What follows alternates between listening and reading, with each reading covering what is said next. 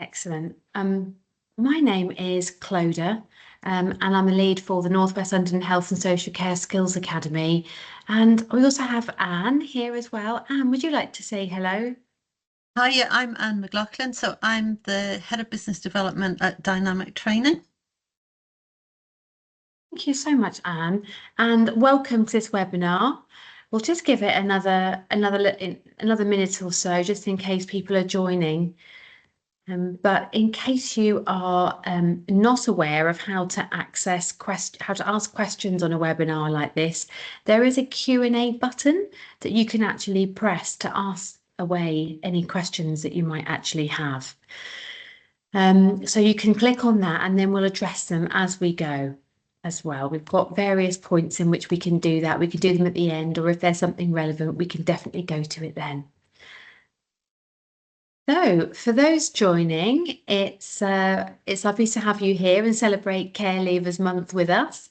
It's November, which used to be Care Leavers Week, but now it's Care Leavers Month, which is really exciting. And as I said, I'm Clodagh. I'm the North West London Health and Social Care Skills Academy lead. And Anne, do you want to introduce yourself just one more time, and then we can probably move to the next slide? Yeah, so I'm Anne McLaughlin and I work in business development at Dynamic Training. Thank you, Anne. That's great. And if you could move to the next slide, that's wonderful. Thank you. So we've obviously been working with Dynamic for quite some time now in supporting people with lived experience of care. And we're really pleased to be here with you all today. So some of you may well be new to working with people with care experience in your health and social care roles. And some of you may have personal lived experience and some may not.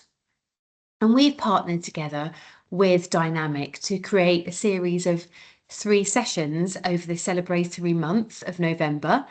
And that's really designed to raise the profile of those living with lived experience of care in North West London and explore how we, as a North West London system, can support those with care experience to access opportunities to join our workforce. And some of you may be wondering why. So I'm going to spend a few minutes just explaining why that matters for us in North West London and why it is that we're dedicated and committed.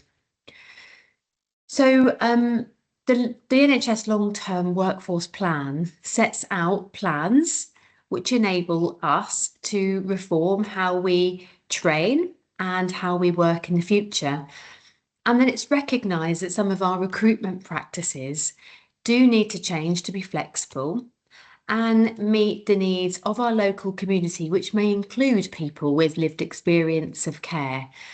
And with that long-term workforce plan, we have the unique opportunity to do things slightly differently. And of course, the NHS is an inclusive employer and a diverse employer, but we recognise that in order to deepen and to make sure that our workforce is representative of the communities that we are supporting, we could probably do more to tackle inequalities and better support our local populations. And it's really important that young people are empowered, regardless of their circumstances, to live their full potential and have the opportunity to access a successful career, which will lead to a fulfilling work life.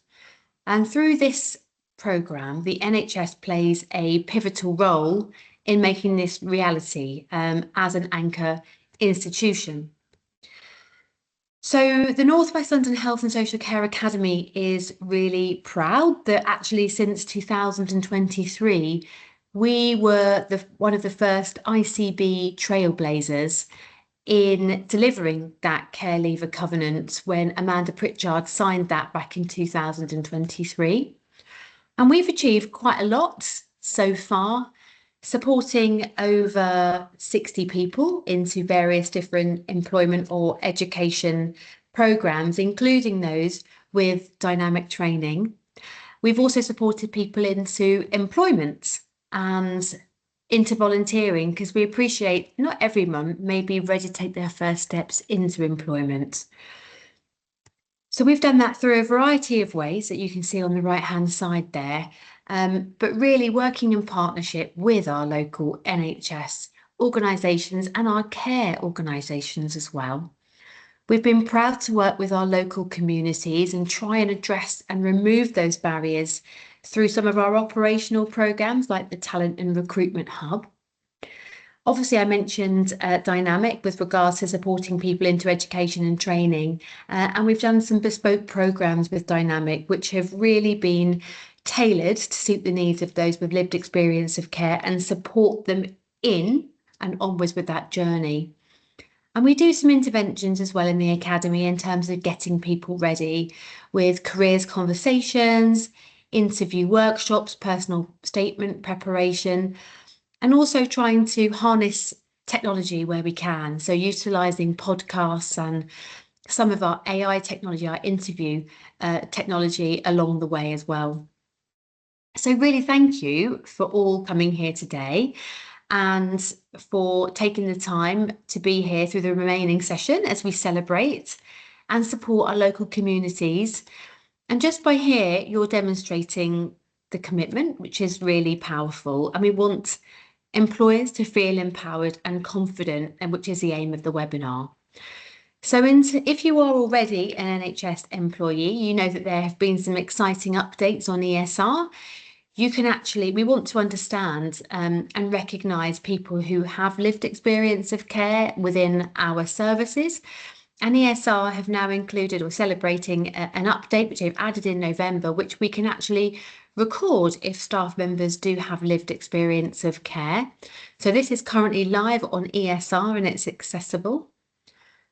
And additionally, if you kind of go to the next slide, please, Anne, we have actually included some resources as well that we will share with you afterwards, which will equip you with the tools to support people with lived experience of care. And there are lots of different resources here relating to lots of different things.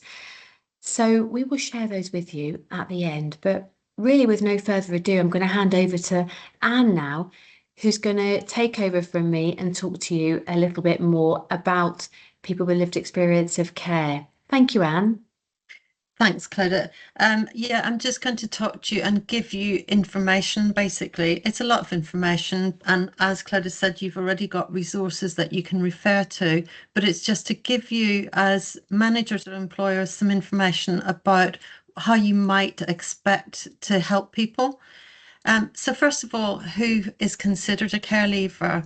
So care leavers are young people aged 16 to 25 who have been in the care of their local authority at some point since they were 14 and were still in care on or after their 16th birthday. So it's quite distinct. Their age is typically between 16 and 25. They must have been in care in their local authority for at least 13 weeks, with the care period ending after their 16th birthday. A care arrangement, this can include various types of care, such as foster care, residential care, being placed with friends or relatives, or under a special guardianship order. And just to distinguish, a care leaver is a term for a young person under 25 who has been in the local authority care since the age of 14, while care experienced is a broader term for anyone who has spent any time in local authority care. So there is some difference there, but it's just to make it clear to you what equates a care leaver, because that's quite important when it comes to things like benefits. Just also for your information, children remanded into custody, though not all children in custody are officially considered looked after children.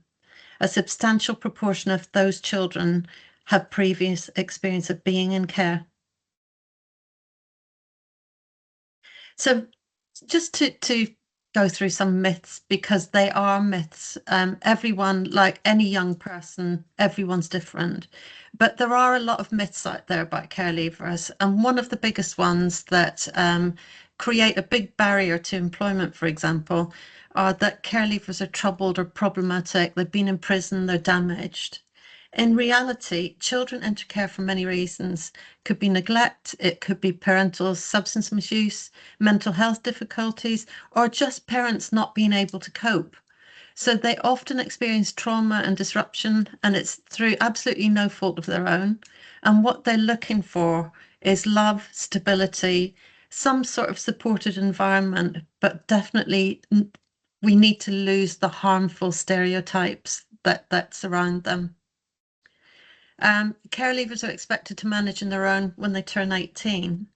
Actually, local authorities, and it's worth, if you're considering employing someone, to be aware that they should have local authority support, and that's until at least age 21 and often up to 25. So this can include a personal advisor, they can have help with housing, they can have assistance around education and employment. Despite this, many people, because services, as we know, can be different depending where people are located, for example. So a lot of people feel unprepared and they have a sharp decline in support when they leave care. So they become very vulnerable. People think they receive enough money and know how to manage their finances effectively because they think they've had all this support and they're under the local authority. Actually, many care leavers have little or no experience handling finances, so they're often vulnerable to debt. They often struggle with issues like deposits for rentals, their benefits, how do they use them when they're on their own and there's no one supporting them or advising them. Local authorities should offer budgeting guidance and help with initial costing, but like everything else, this can be inconsistent. Care leavers have a strong safety net and support system. Unlike many of their peers, so people that they may be in schools, colleges, coming into workplaces with, they frequently lack a family-like safety net after leaving care. For other people, they're going home to their families, they're talking about what's happened when they've started in the workplace. It's often very different for care leavers. They may be on their own, they may be struggling to settle into housing, they may be struggling with finance. So that absence of ongoing support combined with trauma, that can result in loneliness, isolation, and often mental health challenges. They're housed in suitable, safe accommodation. In reality, the housing situation is it depends where they are, and it's unstable. It's really difficult for people coming out unless they've got a lot of support and advice to find long-term security within housing. They're often sofa surfing. Many report being placed in unsafe or unsuitable accommodation. Some properties aren't fit for purpose, so they may have damp and mold. And because they're care leavers, they often don't understand what they should be looking for and what they should be saying. And then care leavers do not have the same potential for success as their peers. Lots of care leavers have aspirations and ambitions just like anyone else. They often face extra barriers to education. Many show remarkable resilience. With consistent and appropriate support, they can thrive and achieve just like anyone else. And we've had some excellent examples of people that we've worked with who have come through with Northwest London, and people have had degrees when they've come to us. They've gone into healthcare work. They've come in at low-level starter roles, and they've progressed up towards nursing with us. So there is no set person that's going to come through to you. Everyone, the same as everyone else, some people will have had problems with education. Other people will have been very resilient and they'll have studied like everyone else. So we need to lose the stereotypes really and break the myths. These were just a sample of when care leavers were asked what their feelings were when they're leaving care. And you can see there's all sorts of feelings just like any other group of people, but you can see there's a lot of scared, a lot of trapped, a lot of vulnerable. So even though there's some people who are happy, there's some people who feel supported, there's some people who feel excited, there's a lot of people who are worried and concerned at that point because they're losing a lot of what they've had by way of support systems. So just a bit of information about what is available to care leavers so that you would be aware as an employer and you might be able to point people in the right direction. So they can have a personal advisor who helps them and signposts them to services and support. They may have a pathway plan. So it's like something that the personal advisor would sit down and maybe look at their education goals, housing and things like that, and put a plan in place over a certain timeline with them. They may have some financial assistance. So there's a bursary for those aged 16 to 19 in full-time education. There's a bursary for £2,000 from the local authority for pursuing higher education. There may be help with rent, and that's if they sign up to benefits, so universal credit. Staying put arrangements. So sometimes local authorities will try and keep them in place where they are. For example, if they're living with foster families, they may support them with that. Additional funding. So specific funding for asylum seeking children who are leaving care, because often those are people who have been unaccompanied and they've been in care long term. Local authorities are required to publish a local offer that outlines all legal entitlements and discretionary support available to care leavers. And also, obviously, from the trauma that a lot of people have been through, there's some level of mental health support which should be available to people leaving care.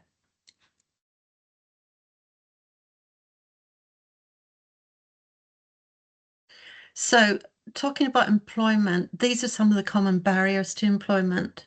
So, care leavers may have been through circumstances which may have affected their education. So they may not have attended school regularly. Some people may have had special educational needs and that may never have been identified or addressed. People may have been going through trauma. So it may have impacted on their education. That many care leavers don't have family or mentors to guide them. Due to the background, they may have mental health issues, so they may have high anxiety, depression. They often have limited access to financial support. So unlike other young people that will go back to their family if they're stuck, they may not have anyone to go to. So they may be vulnerable and they may feel like less than other people because they may not have the same clothing or clothing that they would expect to wear coming into work. They may be struggling with housing or they may be sofa surfing or something like that. And they may struggle to pay for transport and things. So it's talking to them as an employer and asking them questions, quite frankly, what sort of help do you need?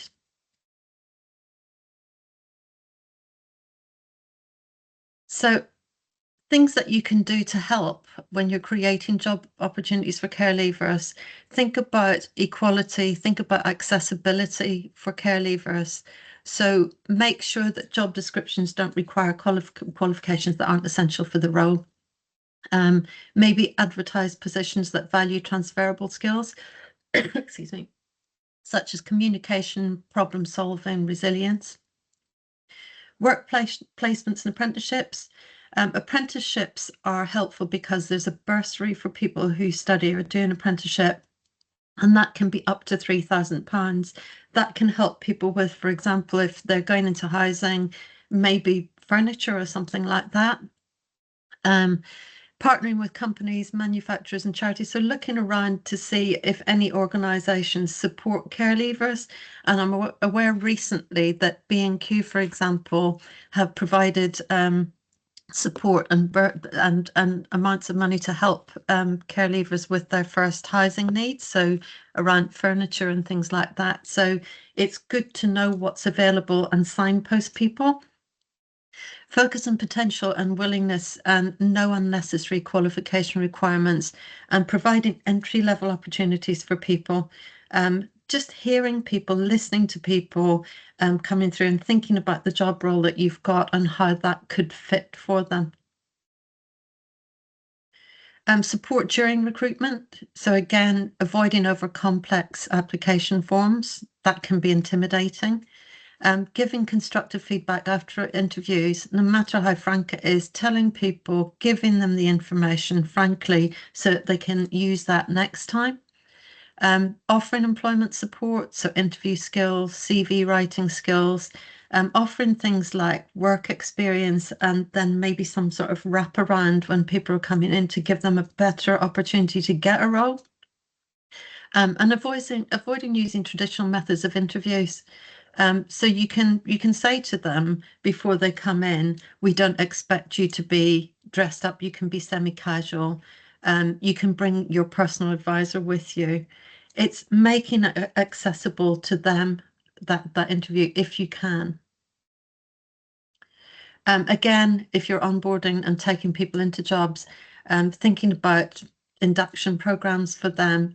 Does it have to be the same as other induction programs? If you're aware of a way that you can adjust it accordingly, then it's good to put things in place. Maybe shorter induction programs, maybe people coming in for half a day because maybe people at that point in their lives are going into housing. They're struggling to come and stay a full day in a workplace at the start because of other things going on. Maybe they felt very anxious coming in, so maybe starting off with shorter periods into work and making the day longer as they progress into the workplace. Maybe assigning a mentor within the workplace, somebody that maybe has lived experience of care that can relate to them. So it's just about different things that you can do to support people. Flexible working arrangements ongoing. Maybe they can work part-time. Does that work for you? How does it work? What sort of shift patterns would work? And it's listening to people because they may have all sorts of concerns around travel, getting used to being around people that are working and things like that. So how does that work as they come into the workplace and build their confidence with you?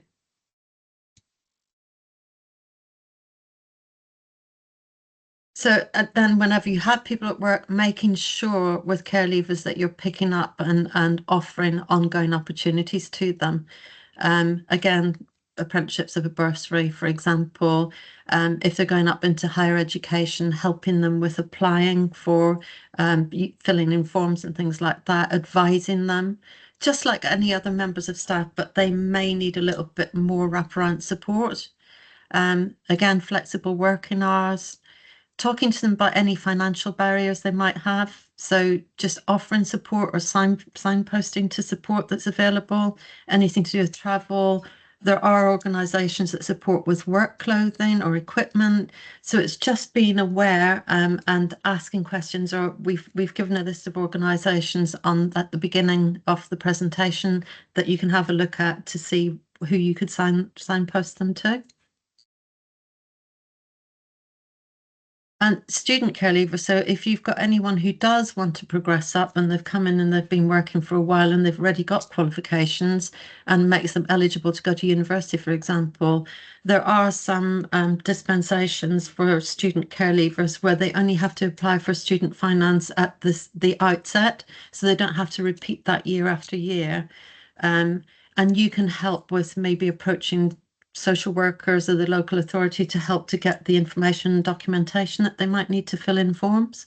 So it's just good to be aware of things like that. Then creating a supportive work culture, encouraging open communication. This is the same as with any inclusive environment. It's no different, but it's making other people aware, not pointing a finger at the person in particular, but just making people aware of things like special educational needs. People that are working among them may have lived experience of being in care. It's about your environment in general. Awareness of mental health is a huge thing within the NHS at the minute in every area that we're all working, but making sure that they have access to confidential counselling services or employee assistance. Celebrating success. If they will allow you to celebrate their success out in the open, then that will encourage other people to come forward, because people often don't want to tell you that they've got lived experience of care because they feel they're stigmatized and they feel that people hold it against them and expect them to be less than other people. And they come from an environment where, through no fault of their own, they've been placed in situations, but we're always trying to make them feel grateful. They should be grateful for small things, when really they actually it should be the opposite, because they haven't caused any of this. So it's about being mindful of language and creating that inclusivity within your environment. So some legal obligations and financial incentives. So just making you aware. So the Equality Act, obviously care leavers are considered as having protected characteristics under the care experience category. Looked After Children pledge, many local authorities and large organisations have commitments to improve care leavers' life chances. Financial incentives, talked about the apprenticeships levy, and there's an access to work scheme where employers can access government funding to help with practical adjustments for care leavers with disabilities. And working with key stakeholders. So the NHS in itself does a lot to support people. So what is already within the NHS, making sure that you're aware what the NHS do to support care leavers. Local authorities, what do they do locally? Getting in touch with your local authorities and making sure you're signposting care leavers. And then engaging with charities and support organisations, for example, Barnardo's, the Care Leavers Association, Catch 22. We've given quite a lot of those again on that front page. So just some things to consider. And this is quite important because we talk about people and people are badged in different ways and labelled, which is horrible. But often whenever people are badged with one title like care leavers, they're people. So do we consider everything else about them? So a lot of care leavers feel that their identity is not considered. So, for example, their gender identity, so their sexual orientation, religion, or ethnic group. It's important because it could affect whether the young person feels that they fit in just like anyone else. So that inclusivity applies to them as well. And it's not forgetting everything else that somebody may need support with. Care leavers also spoke about the impact that sensitive support can have on their emotional well-being. And you can see that person said, sometimes I feel stupid asking for help all the time, but someone makes me feel comfortable and I can talk to them about anything. So you'll find that people, like anyone else, will gravitate to someone, and probably someone with some sort of lived experience, and that person will be supportive. So it's about using their skills as well for mentoring. Care leavers are also they value being listened to. So people explaining things clearly to them, because from experience, they may not have felt that, and they've got used and they've got accustomed to managing and masking how they're feeling. Trust is very important, and respect is very important as well.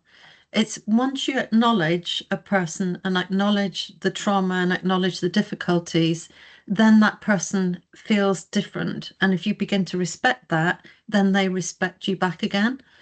And their mental health and emotional well-being, of course, is really, really important. So it's been making sure that you're aware if they've been through trauma, what do you need to do to help? Where do you need to signpost them?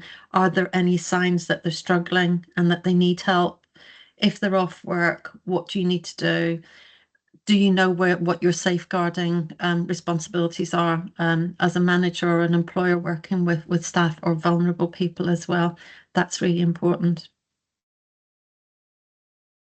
And finally, just some things for your information. Care leavers often feel that they have no control, and that's in general because they've been shepherded along and put in wherever they've been put, and they've been placed with foster families. They may have been in some form of home, and then suddenly they've come out and they feel often that they're on their own. So they often feel really vulnerable and unsafe, but then some of them have felt unsafe all along.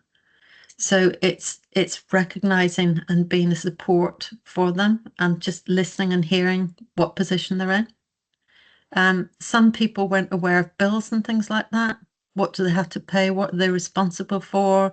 Things like council tax and all the general things that we're all used to. And maybe in a young person living with their family, their parents are doing all of that.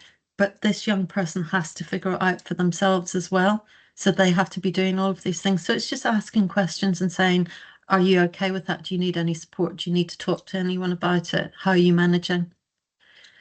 Some care leavers get into trouble, get involved in crime, and that's their source of money. That's the same as any other people who get involved in crime, but they are often more vulnerable. So it's about making sure, asking questions about finances and understanding where they're at, how they're using their money and pointing them in the direction of advice all the time. And making sure they have access to information about what their rights are. So to try and preempt any further serious difficulties, you're trying to get them into work and encourage them to move on. So all the time putting things in front of people and making sure that you're doing everything to signpost them really into services, because there's a lot of services around to help people.